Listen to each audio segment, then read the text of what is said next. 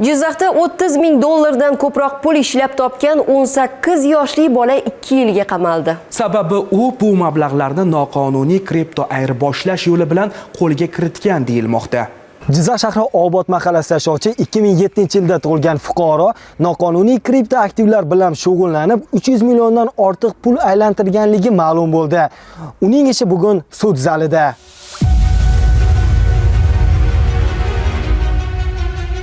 Jizzax viloyati Ichki ishlar boshqarmasi axborot texnologiyalari sohasidagi jinoyatlarga qarshi kurash boshqarmasi xodimlari tomonidan aniqlanishicha, ushbu shaxs o'ziga tegishli mobil telefon qurilmasi orqali kripto birjadan elektron hamyon ochgan hamda ushbu platforma orqali jami 317 million 514 ming 300 so'm miqdoridagi kripto aktivlarni sotib olish, ayirboshlash bo'yicha turli kelishuvlar tuzgan. Natijada O'zbekiston Respublikasi hududida taqiqlangan kripto aktivlar aylanmasi amalga oshirilgan. Mazkur holat bo'yicha tezkor tadbir ishtirokchilari tomonidan belgilangan tartibda protsessual hujjatlarni rasmiylashtirib, fuqaroga tegishli mobil telefon apparati ashyoviy dalil sifatida olingan. O'tkazilgan tergov harakatlari natijasida mazkur holat yuzasidan jinoyat ishi qo'zg'atilib, 2025-yil 17-dekabr kuni Jinoyat ishlar bo'yicha Jizzax shahar sudi tomonidan sudlanuvchi O'zbekiston Respublikasi Jinoyat kodeksining 278 prim 8-moddasi 3-qismi A bandi nazarda tutilgan jinoyatni sodir etgan deb topildi.